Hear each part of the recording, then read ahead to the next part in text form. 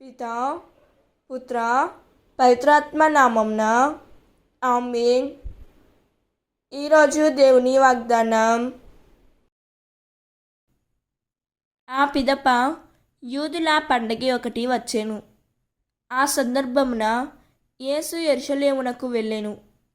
యెరూషలేములో గొర్రెల వాకిలి వద్ద ఒక కోనేరు కలదు. దానిని హీబ్రూ భాషలో బెత్సతా అందురు. దానికి 5 మండపములు ఉన్నవి.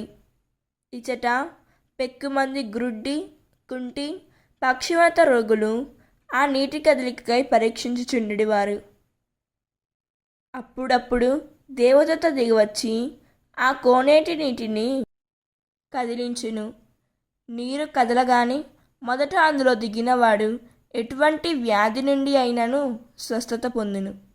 38 ఏండ్ల నుండి వ్యాధి పీడితుడు ఒకడు అక్కడ ఉండెను. యేసు ఆ రోగిని చూచి, వాడు బహుకాలము నుండి అచట ఉన్నవాడని గ్రహించి, నీవు స్వస్థత పొందగోరుచున్నావా అని అతడిని అడిగెను. అందుకు అతడు, అయ్యా, నీరు కదిలినప్పుడు నన్ను ఈ కోనేటిలో దించివాడు ఎవ్వడునూ లేడు. నేను వెళ్ళబోవుసరికి మరి ఒకడు నాకంటే ముందు దిగుచున్నాడు అని చెప్పెను. లెమ్ము, నీ పడకను ఎత్తుకొని నడువుము అని యేసు అతనితో చెప్పును.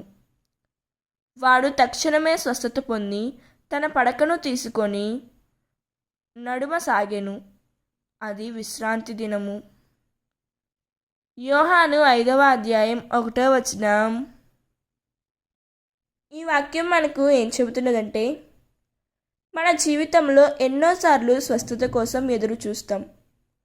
అనేక కాలం కష్టపడుతూనే ఉంటాము. మనం ఇతరుల ముందుగా అడిగితే సరిపోతుందనుకొని మనకై అవకాశం ఇచ్చే వరకు వెనుకగా ఉండడం వలన సహాయం అందదు. మనకు స్వస్థత కోసం కృషి తప్పనిసరిగా ఉండాలి.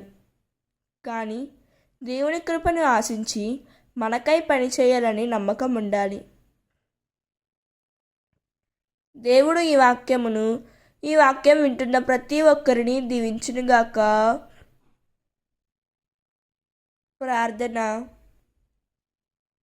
ప్రభువైన యేసయ్య, మా జీవితంలోని రోగాలు, భయాలు, అనుమానాలు నీవు తొలగించుము తండ్రి. మనం నిశ్శబ్దంగా ఎదురు చూస్తూ నీ మాటను నమ్మి నడిచే ధైర్యం ఇవ్వుము యేసయ్య. నీవు చెప్పినట్లుగానే మమ్మల్ని నడిపించుము.